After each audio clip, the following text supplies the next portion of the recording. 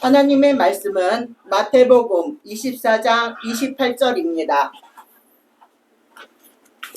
죽음이 있는 곳에는 독수리들이 모일 것이니라. 아멘. 할렐루야. 아멘. 기도합시다. 하나님 아버지, 감사와 영광과 존귀를 드립니다. 마지막 때 아버지 하나님, 저희들에게 놀라운 역사와 권능의 역사가 일어나게 하시고, 이 시간도 성령이 역사하셔서 아버지 하나님, 저희들의 마음을 활짝 열고 또 아버지 하나님 말씀을 듣는 자나 전하는 은혜 받는 시간 되게 도와주시고, 성삼일째 하나님께서 친히 역사해 주옵소서. 그래서 아버지 하나님, 영적인 귀가 열리게 하옵소서. 육적인 생각 버리게 하시고 영적인 영의 귀가 열려서 아버지 말씀을 깨달을 수 있도록 축복해 주시옵소서. 이 시간 아버지 하나님 주관을 붙잡아 주실 줄 믿사오며 다시 오실 예수님 이름 받들어 예수님 이름으로 축복하며 감사기도 올려옵나이다. 아멘. 자, 오늘은 세 번째 시간입니다. 자, 본문 말씀은 마태복음 24장 28절 말씀인데, 지나간 시간 이어서 15번째 죽음이 있는 곳에 독수리가 모인다고 말씀을 하셨습니다. 그래서 마태복음 24장 28절 죽음이 있는 곳에는 독수리들이 모일 것이니라 그랬죠. 자, 계시록 19장 21절도 나머지는 말 탄 자의 입으로부터 나오는 검의 죽음의 모든 새가 그들의 살로 배불리더라 그랬습니다. 마지막 때는 죽은 자들의 시체가 있는 곳에 독수리가 모인다고 말씀을 하고 있습니다. 본문의 죽음이나 매장되지 않은 시체를 말합니다. 시체가 있는 곳에는 독수리들이 막 날아서 오르는 것처럼 전쟁을 해서 수많은 사람들이 살상되고 매장조차도 하지 못할 때 그 시체를 냄새로 인해 독수리들이 찾아와서 시체를 먹는 참혹한 모습을 보여주고 있는 겁니다. 이를 통해 알듯이 정말 15번째 징조는 전쟁으로 인해서 참혹하고 잔인한 모습으로 경고하는 말씀입니다. 종국으로는 치닫게 될 전쟁입니다. 자, 계시록 9장 13절에서 17절 말씀, 분명히 여기 말씀이 있습니다. 여섯째 천사가 나팔을 불매 내가 들으니 하나님의 금제단 넷풀에서 한 음성이 나서 나팔 가진 여섯째 천사에게 말하기를 큰 강 유브라다에 결박한 네 천사를 놓아주라 하매 네 천사가 놓였으니 그들은 큰 연월 일시에 이르러 사람의 3분의 1을 죽이기로 준비된 자들이더라. 마병대의 수는 2만만이니 내가 그들의 수를 들었노라. 이같이 환상 가운데 그 말들과 그 위에 탄 자들을 보니 불빛과 저주빛과 유황빛 호심경이 있고 또 말들의 머리에 사자 머리 같고 그 입에서 불과 유황과 연기와 유황이 나오더라. 이 세 세암 곧 자기들의 입에서 나오는 불과 유황이 연기가 유황으로 말미암아 사람의 3분의 1이 죽임을 당하니라.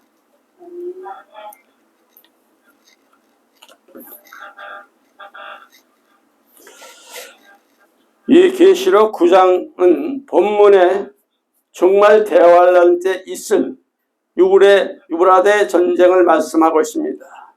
여기서 네 천사는 세계의 4대 세력을 뜻하며 이들이 서로 힘을 합쳐서 세계 권력을 차지하고 유브라데 강 주변에 결집한다는 의미입니다.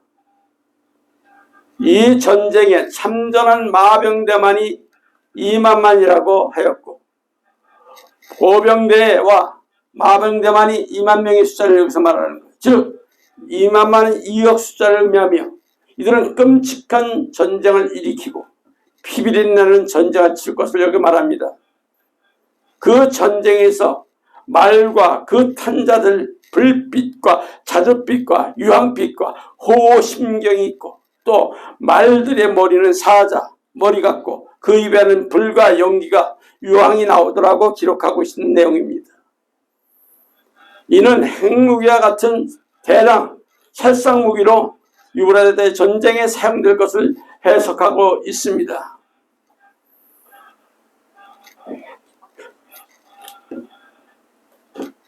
최후의 하늘에 있는 군대들, 참 교회가 승리함을 뜻하는 거예요.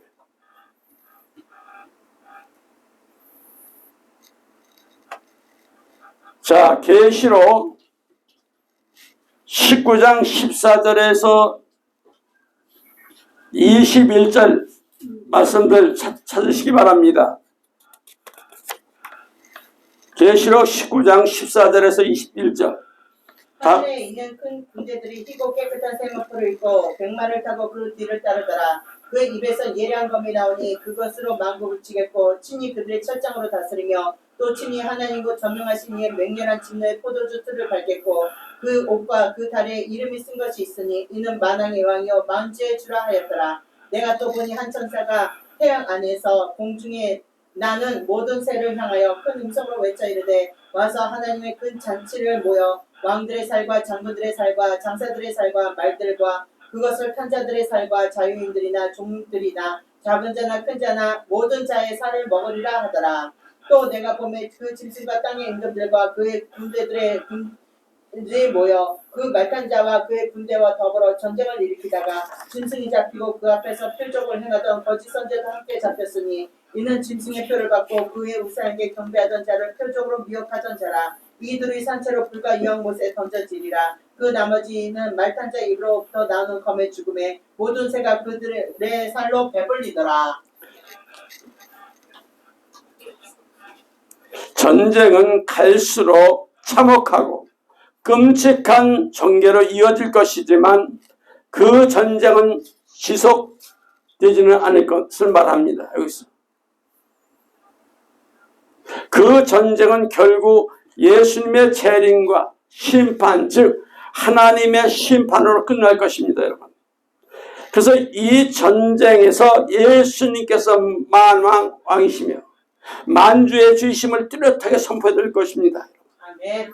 그래서 예수님을 따르는 큰 하늘의 군대가 먼저 소개되고 그들이 희고 깨끗한 세마포를 입었고 백마를 타고 있다고 여기서 표현하고 있습니다, 여러분. 여기서 백마를 탔다는 것은 승리를 뜻하며 성도들도 예수님을 따르고 거룩하고 의로운 길로 갈 때에 대환란에서만 승리할 수 있는 겁니다, 여러분. 아멘. 믿습니까? 아멘. 16번째 우주 전 체계 이상이 있을 거라고 말합니다. 자, 마태복음 24장 29절입니다. 그날의 환란 후에 즉시 해가 어두워지고 달이 빛을 내지 아니하며 별들이 하늘에서 떨어지며 하늘의 권능들이 흔들리리라. 또 계시록 6장 13절에서 14절에 또 연결되는 말씀이 있습니다. 계시록 6장 13절에서 14절. 하늘의 별들이 무화과 나무의 태풍에 흔들려 설익은 열매가 떨어지는 것 같이 땅에 떨어지며 하늘은 두루마기가 말리는 것 같이 떠나가고 각 산과 섬이 제자리에서 옮겨지며. 그래서 마태복음 24장은 환란 시작과 중간 끝으로 구별되고 있습니다. 이것은 바로 재난의 시작이라고 지금 말씀하고 있으며 4절에서부터 14절까지는 대환란의 시작입니다. 15절부터는 환란의 중간이며 그 다음으로는 환란의 끝입니다. 환란 후에 해가 어두워지며 이것은 우주적인 사건임을 말하고 있습니다, 여러분. 아멘.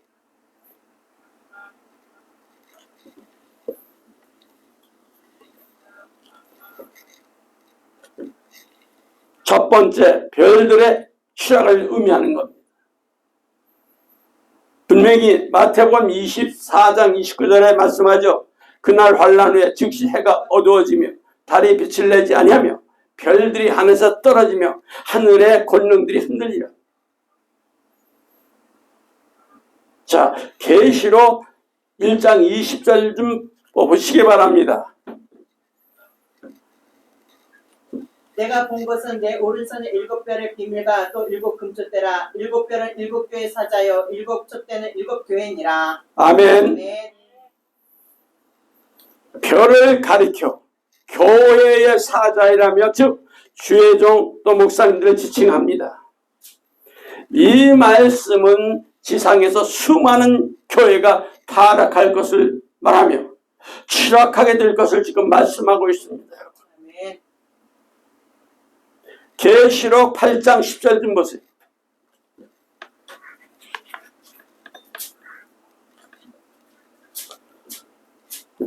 계시록 8장 10절. 셋째 천사가 나팔을 보니 횃불같이 타는 큰 별이 하늘에서 떨어져 강들의 3분의 1과 여러 물샘에 떨어지니. 아멘. 아멘. 이는 우주적 전 체계 이상 더해서 주의 종들이 세상과 연합하여 타락하며 취한 모습을 지금 보이는 것을 말합니다. 이번 기사에서 보니까 목사가 성도들의 헌금을 가지고 유흥업소 가서 술 먹고 성매매 하다가 장로들의 추적 끝에 잡혀서 지금 재판받는 사건이 올라왔습니다. 이런 언론이 보도되고 있어요. 지금 이런 종이야말로 거짓 선지자며 거짓 종입니다. 우리는 이런 종들에게 미혹을 받거나 현혹되어서는 안 됩니다. 여러분, 아멘. 말씀으로 분별하고 믿음을 지키시길 바랍니다. 아멘. 네, 요한일서 4장 1절에 분명히 말씀하고 있습니다. 사랑하는 자들아, 영들을 다 믿지 말고 오직 영들이 하나님께 속하였나 분별하라. 많은 거짓 선지자가 세상에 나왔습니다. 아멘. 믿습니까? 아멘. 두 번째는 하늘의 권능들이 흔들린다고 여기서 말씀하고 있습니다. 그죠? 아멘. 자, 마태복음 24장 29절. 하늘의 권능들이 흔들리려. 그죠? 하늘의 권능들이 흔들린다는 것은 하나님은 셀 수 없는 수억의 별들을 창조하시고 지금도 권능으로 운행하고 계시지만 하나님께서 붙드셨던 것을 놓으신다면 하늘의 권능들조차도 흔들 수밖에 없다는 겁니다. 그 의미예요. 아멘.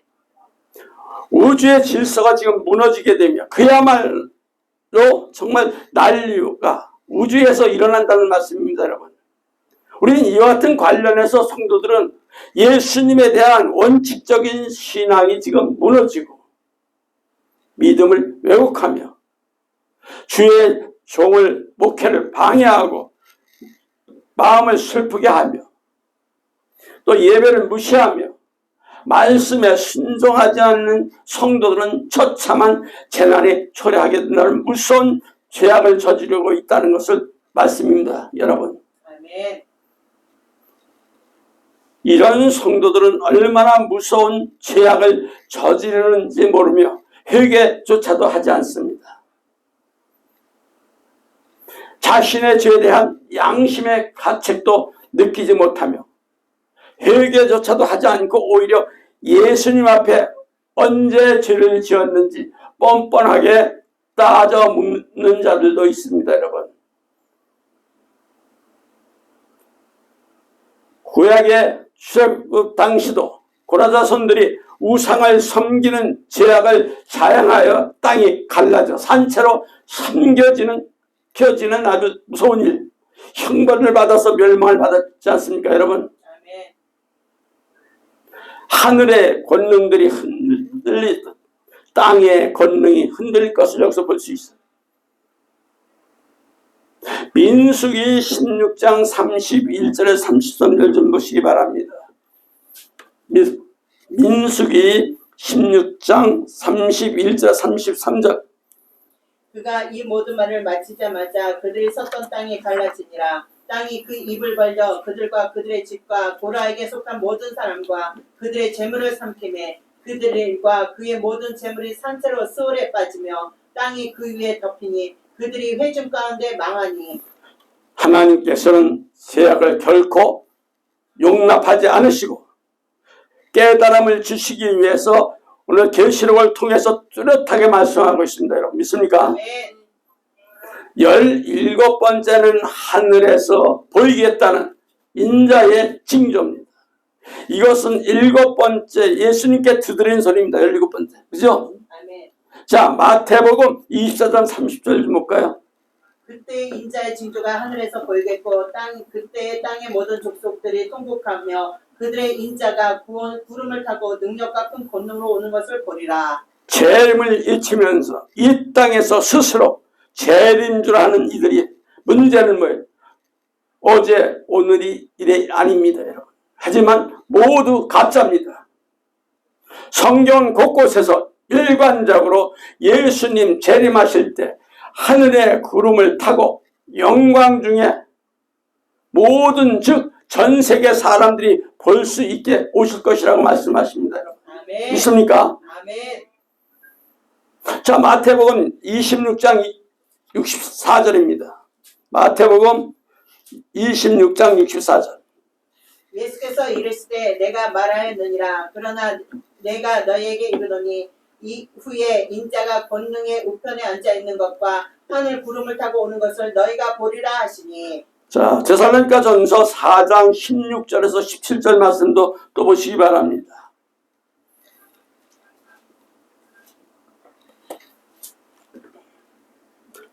주께서 호령과 천사장의 소리와 하나님의 나팔 소리로 친히 하늘로부터 강림하시리니 그리스도 안에서 죽은 자들이 먼저 일어나고 그 후에 우리 살아남은 자들도 그들과 함께 구름 속으로 끌어올려 공중에서 주를 영접하게 하시리니 그리하여 우리가 항상 주와 함께 있으리라. 아멘. 분명히 승천하신 대로 다시 오신다고 말씀하셨습니다. 그죠? 아멘. 사도행전 1장 11절에 분명히 말씀하고 있어요. 이르시되 갈릴리 사람들아 어찌하여 서서 하늘을 쳐다보이냐. 너희 가운데서 하늘로 올려지신 이 예수는 하늘로 가신 그대로 오시리라 하였느니라. 아멘. 아멘. 분명히 예수님의 재림의 모습은 어떠하실지 생생하게 보여주시는 말씀이에요. 여러분 믿습니까? 아멘. 천사들은 본문에서 지금 예수님께서 구름을 타고 승천하신 모습 그대로 영광 중에 재림하실 것을 증언하고 있습니다. 아멘. 과거 초림 때는 초라하고 지극히 낮은 자리에 조용히 오셨지만 재림 때는 영광 중에 임하시며 누구나 다 볼 수 있는 모습으로 영광스럽게 존귀한 모습으로 오십니다. 믿습니까? 아멘. 그러면서 두 번째로 구름 타고 오시겠다고 말씀하고 있습니다. 자, 계시록 1장 7절 좀 봅시다. 올지어다 그가 구름을 타고 오시리라. 각 사람의 눈이 그를 보겠고 그를 찌른 자들도 볼 것이요 땅에 있는 모든 족속 그로 말미암아 애곡하리니 그러하리라. 아멘. 아멘. 아멘. 열왕기상 8장 10절에서 11절. 왕상, 주사님 왕상이에요.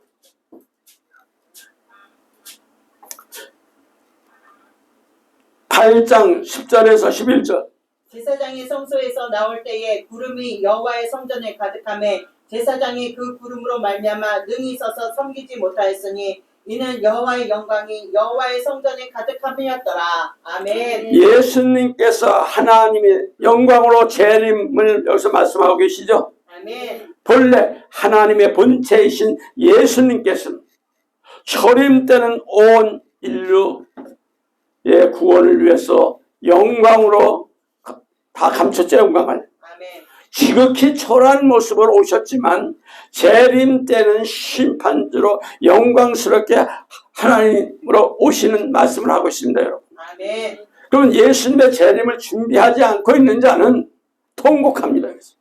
또 다른 어떤 것으로 재림에 동참하지 못합니다. 여러분 믿습니까? 아멘. 그래서 마태복음 25장 10절에서 12절 한번 찾아보시기 바랍니다. 거의 미련한 다섯 처녀 천국문이 닫혀진 것 같습니다. 보세요. 그들이 사러 간 사이에 신랑이 오므로 준비하였던 자들은 함께 혼인잔치에 들어가고 문은 닫힌지라. 그에 남은 처녀들이 와서 이르되 주여 주여 우리에게 열어주소서. 대답하여 이르시되 내가 진실로 내게 이르노니 내가 너희를 알지 못하느니라 하였느니라. 그러므로 우리는 예수님의 재림을 준비하여 천국으로 들어가야 합니다. 믿습니까? 아멘. 또 어떤 이들은 예수님의 재림을 믿지도 않고 생각하지도 않습니다. 재림 신앙이 없는 세상과 연합하여 세속화되고 혼합주의와 종교다원주의가 있잖아요. 또 예배 또한 형식과 율법으로 드림으로 구원을 받지 못하는 이들은 예수님의 재림을 보며 통곡하고 애통할 것입니다. 여러분. 아멘. 믿습니까? 아멘. 그래서 우리 성도들은 그날에 구름 같은 공중으로 들림받아가지고 예수님을 영접하고 기쁨으로 예수님을 맞이하게 될 것입니다. 믿습니까? 아멘. 그게 어디 있어요? 데살로니가전서 4장 17절에 분명히 있죠.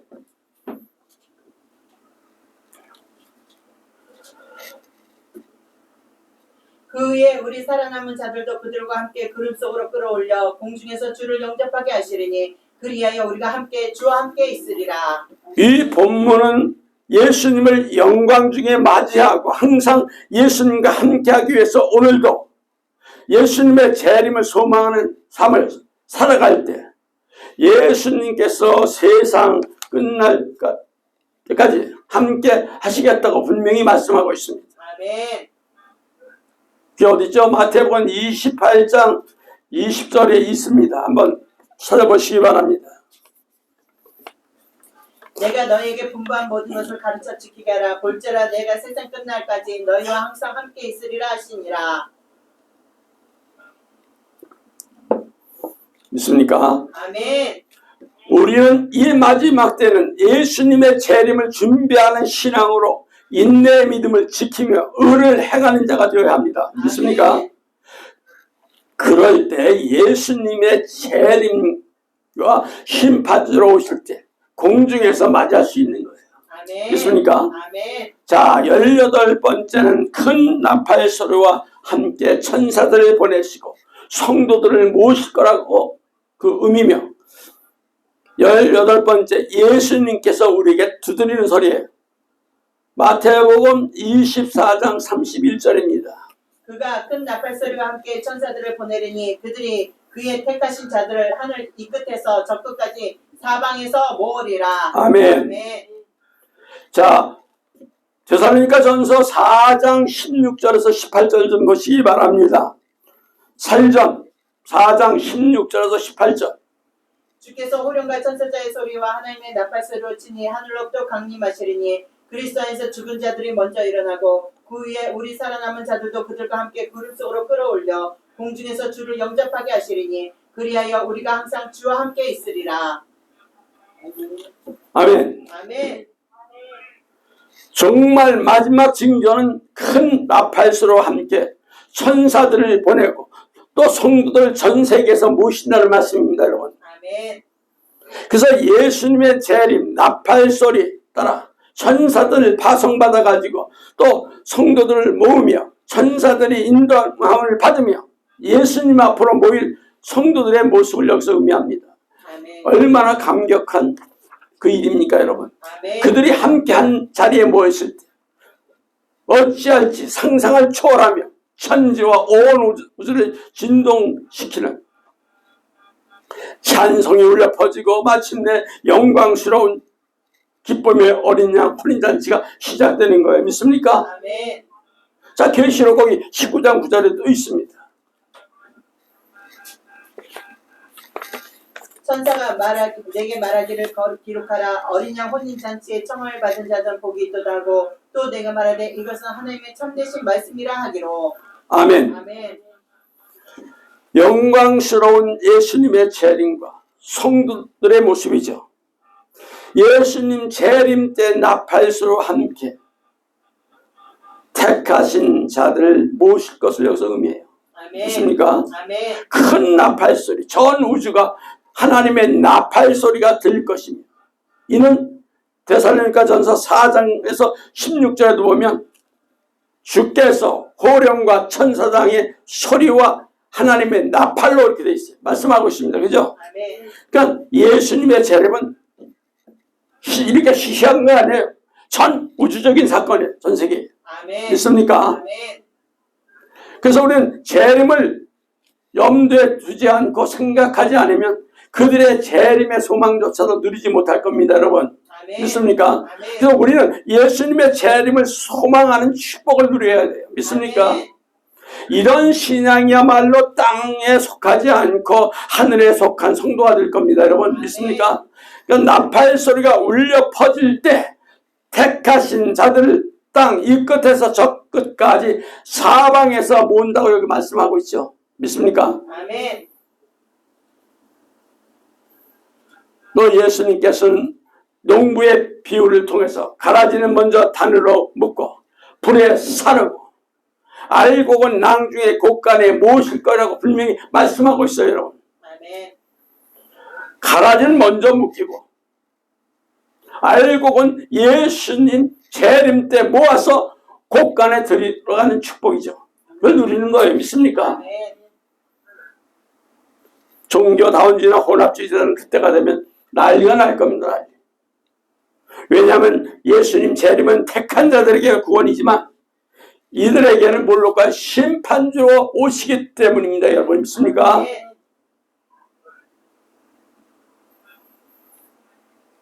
예수님 외에도 구원이 있다고 외치며 떠들던 자들이 이 시대의 성도들을 미혹하는 일이 얼마나 많은지 모릅니다. 자행하고 있어요.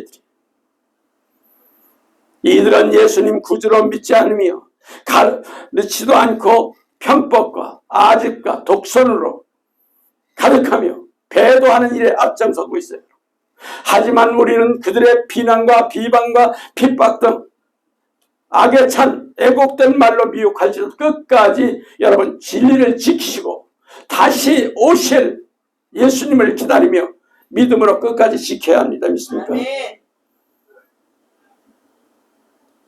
예수님의 재림의 날이 이르면 누가 옳은지 진리가 무엇인지 확연하게 다 드러나는 겁니다. 믿습니까? 아멘. 그래서 예수님 재림 때 성도들은 하늘로 들림마다 영광스러운 모습으로 변할 것이지만 거짓 빚을 내치고 그들을 쫓는 자들은 마귀와 그의 사자들과 함께 지옥 형벌로 받아서 고통을 당할 겁니다. 믿습니까? 아멘. 그게 어디 있어요? 계시록 19장 20절에서 21절입니다. 계시록 19장 20절에서 21절. 짐승이 잡히고 그 앞에서 표적을 행하던 거짓사람들도 함께 잡혔으니 이는 짐승의 표를 받고 그 의상에게 경배하던 자들은 표적으로 미혹하던 자라. 이 둘이 산채로 불과 유황못에 던져지고 그 나머지 말단 자들은 입으로부터 나오는 검으로 죽음에 모든 새가 그들의 살로 배불리더라. 그들은 뼛속까지 철저하게 심판을 받아서 지옥 형벌을 받게 될 겁니다. 아멘. 믿습니까? 아멘. 우리 두 번째는 죽도록 충성하라고 말씀하고 있습니다, 여러분. 아멘. 그게 어디 있어요? 계시록 2장 10절에 분명히 말씀합니다. 계시록 2장 10절. 너는 장차 받을 고난을 두려워하지 말라. 볼저다 마귀가 너희 가운데 몇 사람을 옥에 던져 시험을 받게 하리니 너희가 10일 동안 환난을 받으리라. 내가 죽도록 충성하라. 그리하면 내가 생명의 간을 내게 주리라. 아멘. 그래서 우리는 순교의 각오를 가지고 충성을 해야 한다는 의미예요, 여러분. 아멘. 정말 재림 때 그리스도인들은 여러 가지 시험과 환난으로부터 결코 자유롭지 않습니다. 이걸 아셔야 돼요. 그래서 우리는 끝까지 죽도록 충성하면서 그 환난을 이겨내야 합니다, 여러분. 포기해서는 안 됩니다. 아멘. 목숨을 걸고 예수님의 재림을 지키며 순교의 각오로 견뎌내야 하고 바른 사역과 직분을 감당할 때 생명이 멸류관 상급으로 받을 수 있는 거예요. 아멘. 믿습니까? 아멘. 우리 모두 끝까지 환난을 견디며 고난 속에 죽도록 충성해서 백보자 심판 때 상급받고 천국에서 상급을 다시 예수님께 드리는 여러분 되시기 바랍니다. 아멘. 믿습니까? 아멘. 세 번째, 예수님의 증언과 하나님 말씀 때문에 못뱀을 당한 자들이 1000년 동안 왕노릇한다고 분명히 말씀하고 있어요. 계시록 20장 4절입니다. 또 내가 보자들을 보니 거기 앉은 자들이 있어 심판하는 권세를 받았더라. 또 내가 보니 예수를 증언함과 하나님 말씀 때문에 목뱀을 당한 자들의 영혼들과 또 짐승과 그 의사에게 경배하지 아니하고 그들의 이마와 손에 그 표를 받지 않은 자들이 살아서 그리스도와 더불어 1000년 동안 왕노릇하니. 계시록은 인내를 넘어서야 돼. 순교와 목배임을 당하기까지 신앙을 지키는 자들만이 그리스도와 더불어 1000년 동안 왕노릇한다고 여기서 말씀하고 있어. 아멘. 그래서 환난과 고난 중에 인내의 믿음으로 견뎌내야 하며 최후까지 믿음을 지켜야 돼. 믿습니까? 아멘. 우리는 목숨도 아끼지 말아야 돼. 믿습니까? 아멘. 왜? 순교의 신앙으로 믿음을 지키는 성도들만이 곳곳에서 예수님께서 세울 겁니다. 마지막. 아멘.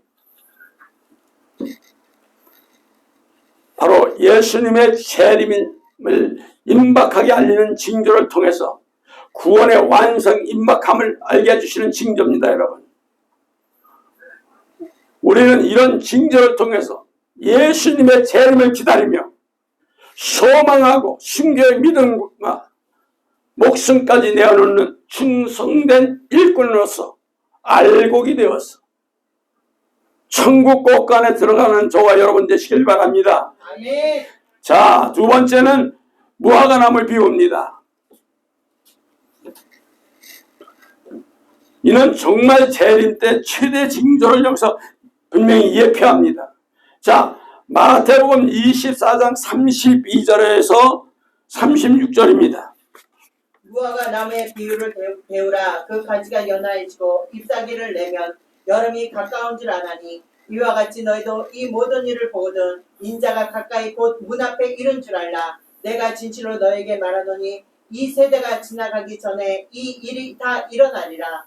천지는 없어지언정 내 말은 없어지지 아니하리라. 그러나 그날과 그때는 아무도 모르나니 하늘의 천사들도 아들도 모르고 오직 아버지만 아시느니라. 아멘. 본문에 무화과나무 비유는 잘 알려진 하나님의 말씀입니다. 여러분 믿습니까? 아멘. 비유, 번역된 헬라어 원문 표현은 바라볼렌 하며 비교하다는 뜻을 가지고 있죠. 상징은 영적인 진리를 주로 보여주고 있으며 모형은 역사적 사건을 통해서 주로 나타납니다. 성막은 미래 예수 그리스도의 성전에 대한 모형이며 역사적인 실제를 통해서 나타나는 모형입니다. 반면 우리의 마음을 성전이라고 하시는 것은 사실과 동시에 상징입니다. 여러분, 아멘. 오늘 비유는 역사적으로 사실로 나타나는 모형이에요. 무화과나무를 비롯한 감람나무, 포도나무, 이스라엘 대표하는 나무이며 이스라엘을 상징하는 거예요. 이 같은 관련해서 오늘 마태복음 21장을 보면 잎사귀만 무성하고 열매가 없는 무화과나무를 저주하심으로써 뿌리째 말라버리는 사건이 나옵니다. 여러분, 여기서 열매 없는 무화과나무를 이스라엘로 상징한다는 것에 대다수 주석가들은 동의하고 지금 있어요. 오늘 본문 무화과나무의 비유는 마태복음 21장에 있는 이스라엘 민족과 미래와 다 연결되는 겁니다. 여러분, 이는 정말 재림과 관련되어 있다는 관점에서 예수님께서 재림하심을 알리는 결정적인 신호탄입니다. 여러분, 아멘. 이 비유의 실체적인 이스라엘의 독립이 지난 1948년 5월 14일 역사적으로 이루어졌으며 이 의미가 뭔지 살펴보도록 한번 보겠는데, 첫 번째, 무화과나무 비유를 배우라 하신 말씀입니다. 이는 재림 징조로 이스라엘 독립의 비유를 의미하는 거죠. 자, 마태복음 24장 32절 보시기 바랍니다. 무화과나무의 비유를 배우라. 그 가지가 연하해지고 잎사귀를 내면 여름이 가까운 줄 아나니. 아멘. 아멘. 오늘 이 본문은 예수님께서 무화과나무 비유를 배우라고 하십니다. 여기서 배우라, 헬라어로 원문 표현은 말타입니다. 이는 배우다, 지식을 증가시키다, 익숙해지다 라는 의미를 지닌 만다노라고도 합니다. 여러분 믿습니까? 이는 반드시 확고하게 배워야 한다고 강조적인 의미를 담고 있습니다. 여러분 정말 징조에 대해서 예언하시면서 무화과나무 비유를 주시고 그 비유를 강조하시며 또 이를 배워야 한다고 하신 이유는 바로 무화과나무 비유를 통해서 정말 재림이 가까울수록 비유에 대한 말씀을 예의주시해야 함을 뜻합니다. 여러분 예수님께서 예루살렘 성으로 들어오시면서 무화과나무를 저주하신 것은 이스라엘의 멸망을 묘사하며 싹이 나고 가지가 연하여지는 것은 이스라엘의 독립을 암시하는 것으로 해석이 됩니다. 여러분 그러면 이스라엘 백성들은 타락함으로 인해서 그 대가는 처참한 멸망과 나라 없는 유랑생활을 하게 되었습니다. 이는 예수님께서 무화과나무를 저주하시고 그 뿌리까지 말라버리게 한 거예요. 그 의미입니다. 여러분 AD 70년 로마 디도 장군이 예루살렘 침공하여 성전이 파괴되고 젊은 남녀 어린아이들까지 포로로 끌려가고 학살을 당하고 이 사건 이후 2000년 동안 이르도록 세계 어느 국가도 이스라엘 민족을 돌보거나 보호하지 않았습니다. 여러분 아십니까? 그럼 이스라엘 민족의 멸망 절정적인 이런 것은 바로 2차 세계대전 당시 히틀러로 인해서 유대인 600만이 학살당하고 하나님을 배반하고 이스라엘 민족의 삶을 너무나 처참하고 비참했습니다. 이제 무화과나무에서 싹이 나고 가지가 연해진 것처럼 이스라엘 민족은 1948년 기적과 같은 일이 일어나서 드디어 독립하게 되었습니다. 여러분 이스라엘의 독립이 징조는 사실 이미 1917년 영국 의상이 이스라엘 민족에 대해 최초로 언급한 발표의 선언을 볼 수가 있습니다. 예수님께서는 그 무화과나무의 비유를 배우라고 하신 것은 바로 이스라엘의 멸망과 독립을 통해서 온전히 여기서 설명하고 있는 겁니다. 여러분 믿습니까? 네. 우리는 이스라엘 민족 멸망과 독립을 통해서 하나님을 배반하고 거부하고 불순종한 대가가 얼마나 무섭고 두려운 것인지 여러분 아시기 바랍니다. 네. 이건 말로 할 수가 없어요. 엄청 무섭습니다. 여러분. 심판 때습니다. 이렇게 무화과나무 비유를 듣고 배우면서 아직도 하나님께서 죄에 대한 경고하시는 말씀을 자기 생각으로 듣고 판단하고 불순종하며 원망하고 불평하는 모습을 언제까지 여러분 보이시겠습니까? 여러분 정신 차리시기 바랍니다. 여러분 예수님께서 저주하신 무화과나무처럼 뿌리까지 썩어버리는 여러분이 아니지 다시 한번 싹이 나고 가지가 연하여지는 재림의 신앙으로 믿음을 회복시키시기를 부탁드립니다. 둘째는까지는 연하여지고 잎사귀를 낸다고 하십니다. 이것은 바로 이스라엘의 독립과정을 징조로 싹 보여주는 내용이에요. 자, 마태복음 24장 32절. 무화과나무의 비유를 베라. 그 가지가 연하여지고 잎사귀가 내면 여름이 가까운 줄 아나니. 무화과나무 가지가 연하여지고 잎사귀를 낸다는 것은 회복되는 과정과 완전히 살아난다는 것을 의미하는 거예요. 이는 이스라엘 독립과정, 온전한 독립을 말합니다. 이 모든 이스라엘에 대한 사건은 예수님께서 하신 말씀 그대로 이전에 뿌리부터 마른 무화과나무가 가지가 연하여지고 잎사귀가 낸다는 것을 연결됩니다. 여러분.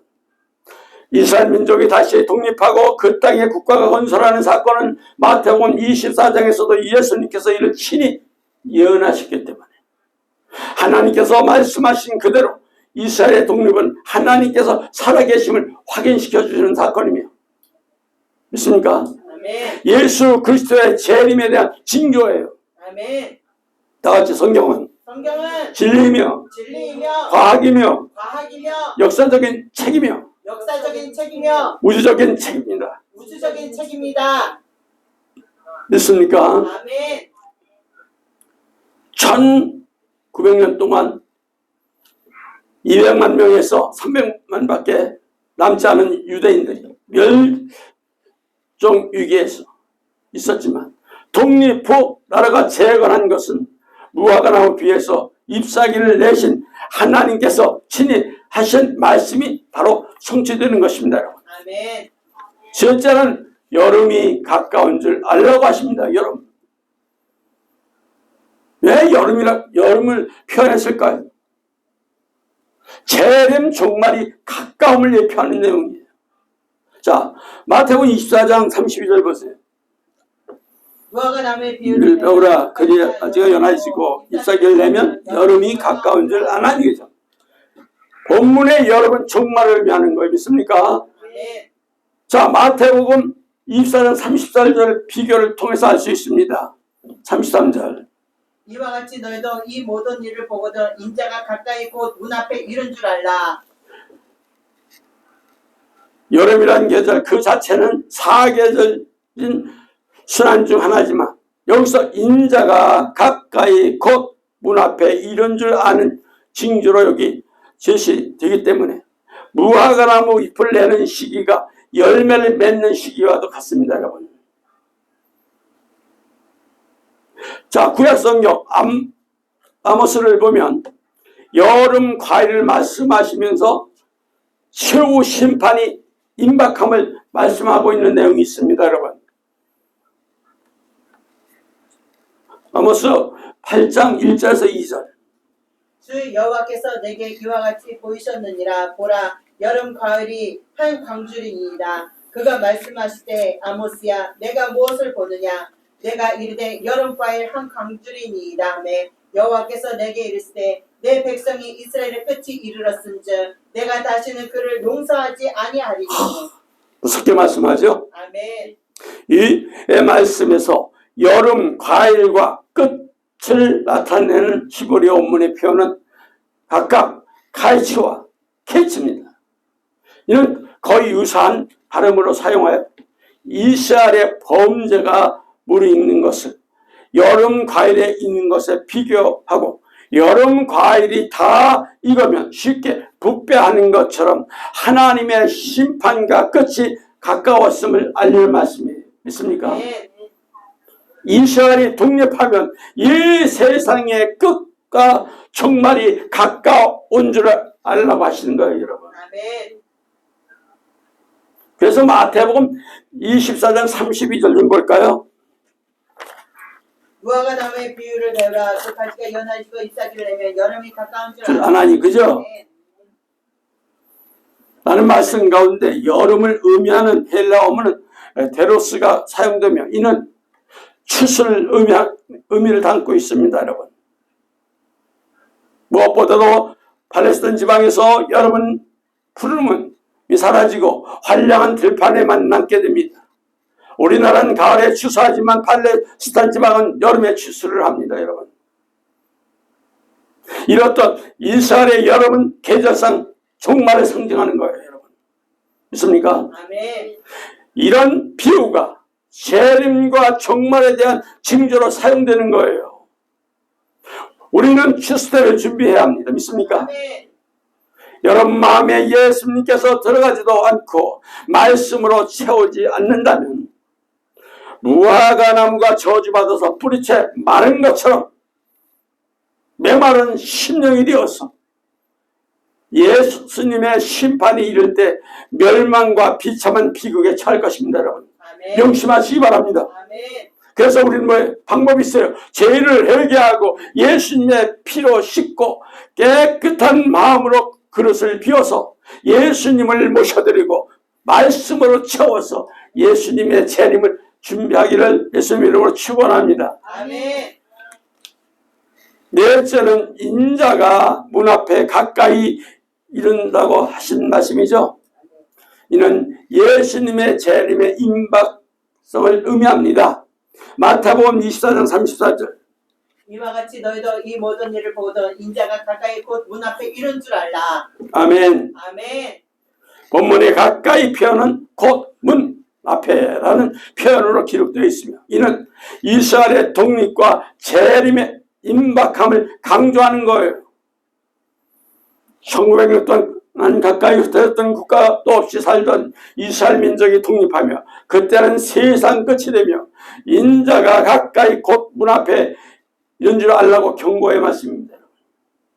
예수님께서 무화과나무 가지가 연해지고 잎사귀를 내며 여름이 가까운 줄 아나니라고 비유 말씀을 통해서 재림의 징조 임박성을 아주 강조하고 있는 거예요.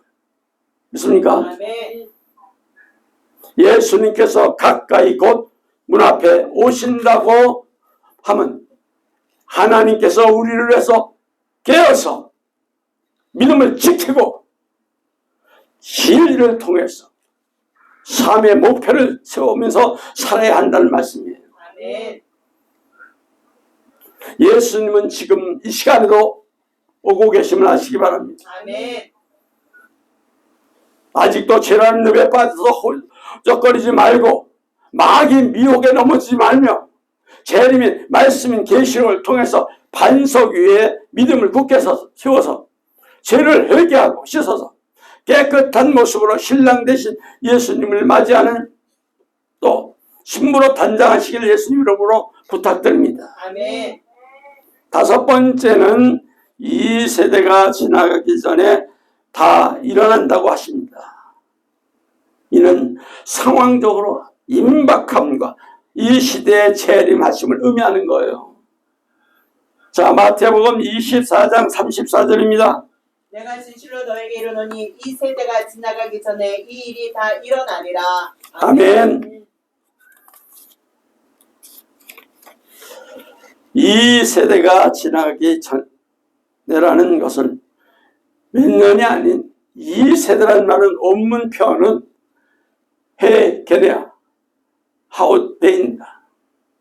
이는 게네아라며 족속, 가문, 자손, 후손으로 표현에 근거해서 이 세대라고 합니다.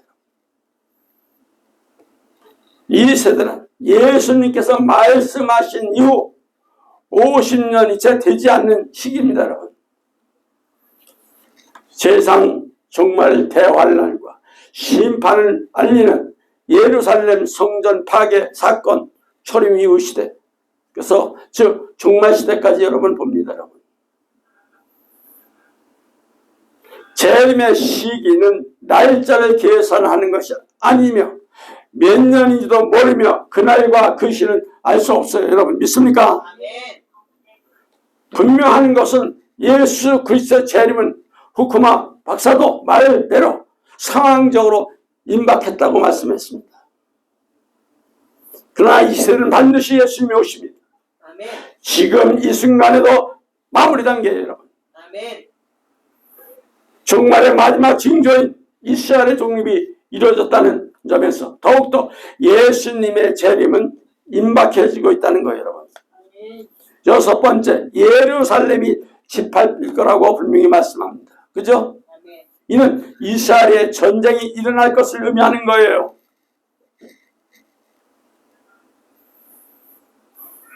누가복음 21장 24절입니다.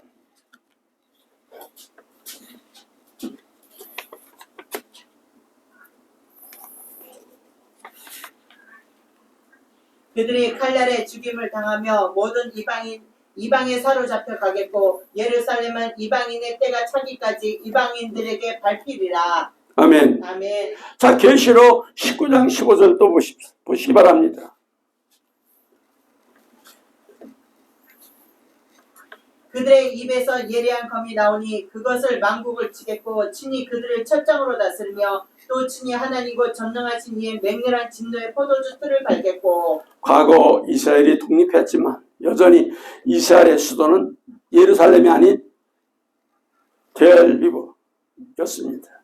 예루살렘은 팔레스타인 해방기구와 이스라엘의 국제 분쟁 지역으로 어느 나라에도 속하지 않으며 그 때문에 이스라엘 주재 외교관들이 결비부에 상주해 있습니다. 미국 트럼프 전 대통령이 지난 2017년 1월 28일 워싱턴을 방문 중인 베냐민 네타냐후의 이스라엘 총리와 함께 백악관에서 예루살렘을 완전히 이스라엘 수도로 인정해야 한다고 주장을 했어요. 결국 이스라엘은 성경 예언대로 예루살렘을 100% 회복될 것을 예언하는 거예요. 믿습니까? 아멘. 이는 성경에서 예언된 바 이와 같은 사건들이 성취로 이 시대 마지막 때임을 입증하게 될 것입니다. 여러분, 아멘. 지금 이 시대는 재림이 아니면 절대로 깨어나지 않을 만큼 강팍해졌어요. 여러분, 예수님의 종말이 가까우니까 여러분 깨어 있으라고 외쳐도 여러분 귀를 막고 등을 돌리며 죄에 대해서 회개하지도 죄가 죄라는 깨닫지도 않으려고 하는 이 시대에 사는 우리는 하나님께서 마지막까지 여러분을 깨우시고 새롭게 하여서 예수님의 재림 때 구원하시기를 원하신다는 걸 기억하시고, 재림의 말씀인 계시를 듣고 잠자고 죄에 빠져서 회개치 않는 자는 제발 여러분 정신 차리고 근신하시고 자기 죄를 회개하고 하나님께 원하시는 온전한 믿음으로 예수님의 재림의 신앙을 무장하시기를 바랍니다. 아멘. 7번째 보세요. 대적자가 하나님 성전에 앉을 것이라고 말씀하고 있죠. 이는 적그리스도가 이스라엘을 지배함을 의미하는 거예요. 어디 있어요? 데살로니가 후서 2장 4절에 있습니다.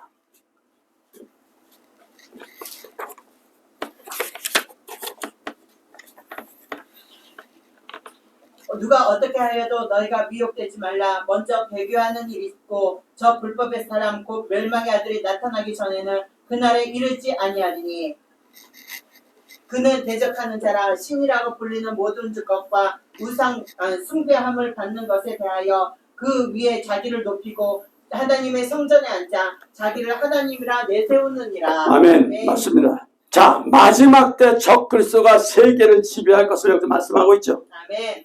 장차 적그리스도가 태어날 날이 소용돌이 중심에서 설 것을 여기서 보고 있는 거예요. 이스라엘 독립이 이미 1948년 5월 14일에 이루어졌지만 이후 트럼프 미국 대통령에 의해서 예루살렘이 다시 이스라엘의 수도라고 권되고 이스라엘의 건국 70주년 되는 지난 2018년 5월 14일 날 미국 대서양까지 예루살렘으로 이전했습니다. 이제 남은 것은 이스라엘의 예루살렘에 있는 황금 지붕으로 되어 있는 이슬람 사원을 허물고 성전 재건만 남기고 있는 상황에서 휘격경과 이슬람 나라들과 이스라엘의 지금 대립으로 화약고가 터지는 정말 대전쟁이며 그 전쟁의 종식과 더불어 성전을 장악하는 적그리스도가 지금 등장할 것입니다. 여러분. 그러면서 거짓 평화로 적그리스도가 나타날 겁니다. 이 일은 이미 이루어졌습니다. 또 이루어지고 있는 상황에서 여러분 잠을 자고 있습니까? 여러분 깨어나야 합니다. 영적 잠에서 깨어나서 죄를 회개하고 사함을 받으며 등불을 켜고 기름을 준비해서 신랑 대신 예수님께 외치는 소리를 들어야 합니다. 여러분. 자, 마태복음 25장 1절에서 5절 좀 보시기 바랍니다. 그때 천국은 마치 등을 들고 신랑을 맞으러 나간 열처녀와 같다 하리니 그 중에 5은 미련하고 5은 슬기는 자라. 미련한 자들은 등불을 가질 때 기름을 가지지 아니하고 슬기 있는 자들은 그릇에 기름을 담아 등과 함께 가졌더니 신랑이 더디움으로 다 졸며 잘세. 밤중에 소리가 나되 보라 신랑 이러다 맞으러 나오라 하매. 여러분 정신 차리고 근신하시기 바랍니다. 아멘. 용같이 말하는 마귀 소리에 귀를 기울이지 말고 오직 신랑 대신 예수님의 오시는 소리만 들으시기 바랍니다. 아멘. 여덟 번째는 그날과 그때는 아무도 모른다고 하십니다. 여기서 이는 시간적으로 결코 재림 날짜를 알 수 없음을 의미하는 거예요. 자, 어디 있습니까? 마태복음 24장 36절에 있죠. 그러나 그날과 그때는 아무도 모르나니 하늘의 천사도 아들도 모르고 오직 아버지만 아시느니라. 여러 차례 강조했듯이 앞에서도 재림은 임박해 있습니다. 하지만 예수님의 재림 때를 아는 사람은 한 명도 없어요. 그때는 오직 하나님 아버지만 아신다고 말씀하고 있어요, 여러분. 아멘. 아들이신 예수님도 모른다는 것에 대해 말들이 많지만 성경에 모른다고 성경에 있으면 우리는 그대로 믿으면 되는 거예요. 믿습니까? 성경에서 하라면 하고 하지 말라면 하지 말고 믿습니까? 아멘. 왜? 이는 성부 하나님의 절대적인 주권을 인정하는 측면에서 하나님이 아신다는 것은 날짜 같은 시간에 신경 쓰지 말아야 한다는 겁니다, 여러분. 킴 제임스 성경에는 아들이란 말이 빠져 있지만 들이란 말이 들어있다고 하더라도 문제는 하나가 되지 않으며 분명한 사실은 그 누구도 그 때를 알지 못한다는 겁니다, 여러분. 있습니까? 그 때를 아무도 모른다고 하신 건 뭘까요? 예수님의 그리스도의 재림의 날짜를 추정하는 것은 무의미하고 타락한 것임을 분명히 경고하는 말씀이에요. 그게 어디 있어요? 사도행전 1장 6절에서 7절에서도 때와 기한에 대해서 너희는 알 바 아니라고 분명히 말씀하고 있어요. 사도행전 1장 6절에서 7절 다 같이 한번 볼까요? 그들이 모였을 때 예수께서 여쭈어 이르되 주께서 이스라엘의 나라를 회복하심이 이때니까 하니 이르세 때와 시기는 아버지께서 자기의 권한에 두셨으니 너희가 알 바 아니요 그랬죠. 데살로니가전서 5장 1절도 분명히 때와 시기에 대해서 말씀하고 있어요. 형제들아 때와 시기에 관해서는 너희가 쓸 것이 없다고 그랬습니다.